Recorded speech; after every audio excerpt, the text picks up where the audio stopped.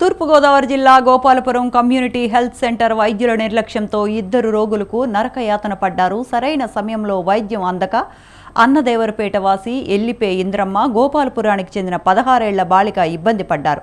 ఇంద్రమ్మ కాళ్లు, పొట్ట మీద వేడి నీళ్లు పడటంతో సుమారు 25% కాలిపోయింది. గోపాలపురం కమ్యూనిటీ హెల్త్ సెంటర్కు తీసుకొస్తే డ్యూటీ డాక్టర్ అందుబాటులో లేరని హాస్పిటల్ సూపరింటెండెంట్ చైతన్య తెలిపారు. కడుపు నొప్పితో వచ్చిన 16 ఏళ్ల బాలికను ఉదయం డ్యూటీ డాక్టర్ వచ్చి కొవ్వూరు హాస్పిటల్కు తరలించారు. ఇంద్రమ్మను మరుసటి రోజు సాయంత్రం తరలించారు. డ్యూటీ డాక్టర్ ఉండ్రాజవరపు రాణికి షోకాజ్ జారీ చేశామన్నారు సూపరింటెండెంట్ చైతన్య.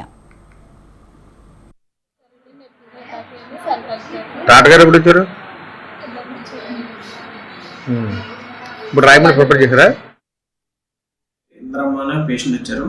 వేడి నీళ్ళ మీద పడి కాలిపోయినాయి అనేసి ఒక 15% నుంచి 20% వరకు బాడీ కాలిందండి. అయితే నాకు వచ్చిన కంప్లైంట్ ఏంటంటే డ్యూటీ డాక్టర్ గారు చూడలేదు, నైట్ టైం అనేసి వచ్చిందని కంప్లైంట్. ఎంక్వైరీ చేసుకున్నానండి, నాకు కూడా అదే తెలిసింది. ఎవరైతే దీనికి డ్యూటీ డాక్టర్ ఉన్నారో ఆ డాక్టర్ గారికి మేము షోకాజ్ నోటీస్ అయితే ఇష్యూ చేసామండి. పై అధికారులకు కూడా ఇన్ఫర్మేషన్ ఇచ్చాము.